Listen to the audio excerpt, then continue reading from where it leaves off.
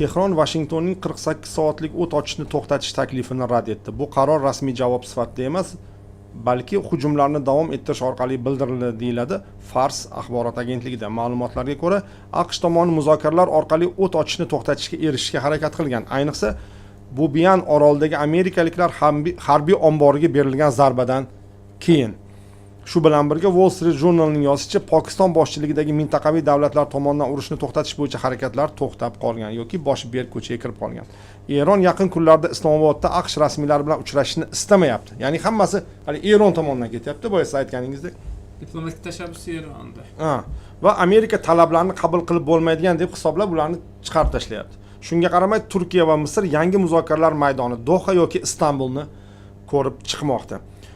Va katta bayonotlardan biri AQSh razvedkasiga ko'ra, Eron hozircha muzokaraga tayyor emas va o'zini kuchli pozitsiyada deb hisoblaydi. Shuning uchun u Washington talablariga rozi bo'lishni istamayapti.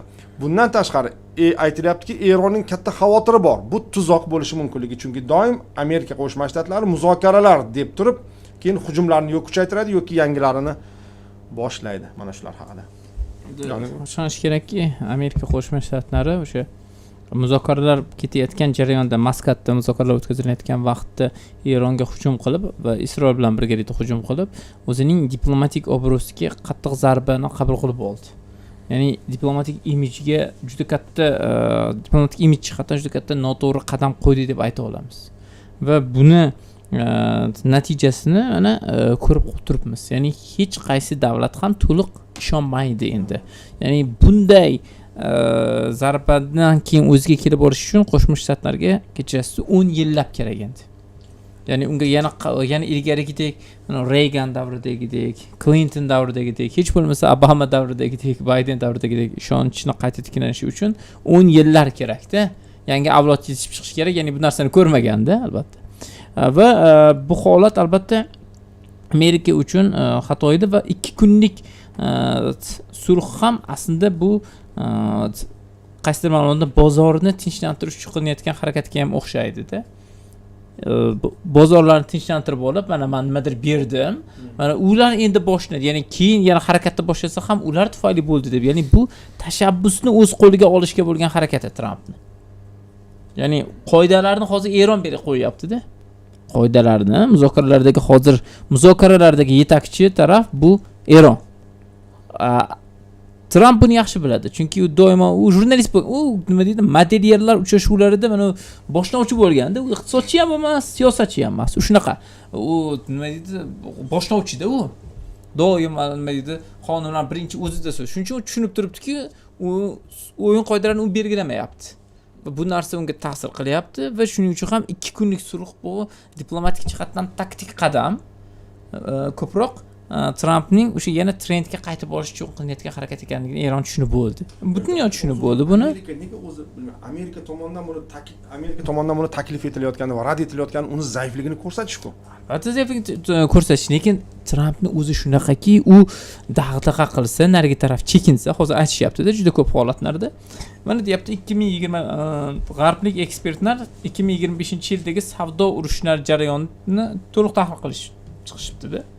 Unga ko'ra AQSh qachon unga dag'dag'a qilsa Trump narigi tarafga, u taraf chekinib kelishmoqchi bo'lsa, ikkinchi dag'dag'ani berar ekanda. Lekin narigi taraf kuch bilan zarba bersa, orqaga chekinar ekan Trump. Misol Xitoyni aytishdi. Aprel oyida o'sha Xitoyga nisbatan boj kirituvdi. Bilamizki 145%mi shunaqa darajada 2025-yilda.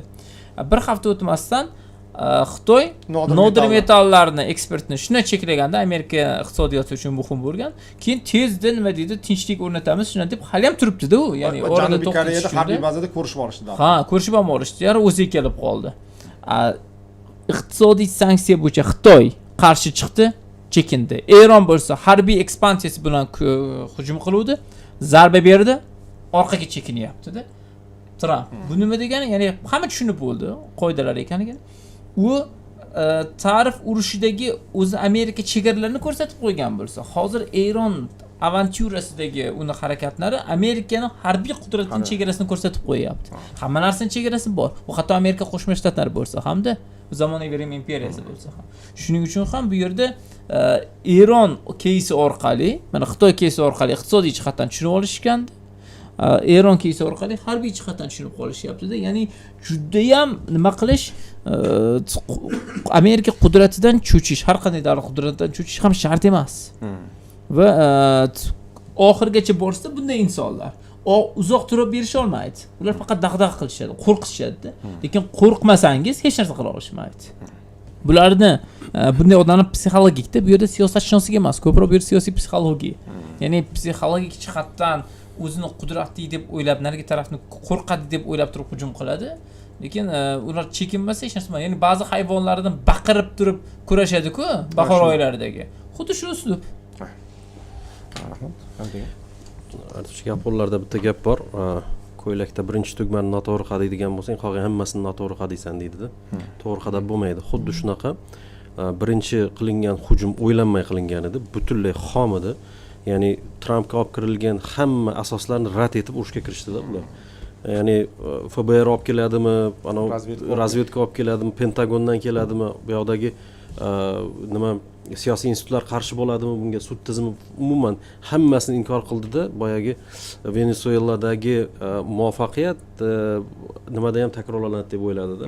Eronda ham takrorlanadi deb o'yladi va endi bundan buyog'iga e'tibor qaratadigan bo'lsak, har kungi o'sha urushdan keyingi har qanday bayonot, har qanday Amerika Qo'shma Shtatlarining harakati noto'g'ri. Xato, chunki birinchisi xato edi. Va Eron buni juda ham yaxshi tushunib turibdi. Eron, ya'ni bu total xato. Ya'ni umumiy birinchi qilingan ish o'ylanmay qilinganligi uchun oldinlari bunaqa bo'lmagan.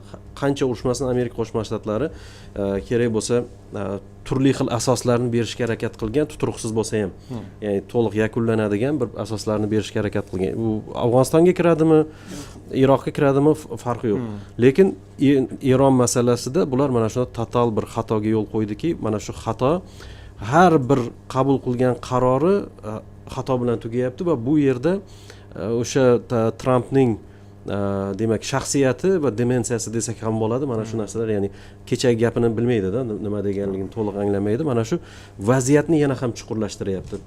Va bu yerda tarixda birinchi marta Amerika Qo'shma Shtatlari ham eng o'sha geografiyani yengdi degan kuchi, bu istribitellar, ya'ni qiruvchi samolyotlar va uni dengizda tashish imkoniyatining kuchsizligini ko'rsatyapti va shu vaqtning o'zida institutsional kuchsizligini ham ko'rsatyapti. Ya'ni Eronning siyosiy institutlari chidab berdi, Amerikaniki dars ketib boshlagan.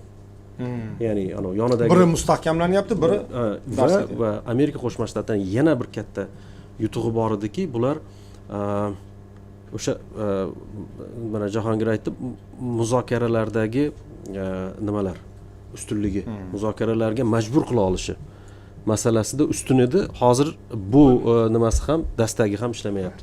Shuning uchun buni keng qamrovli bir zaiflik desak bo'ladi.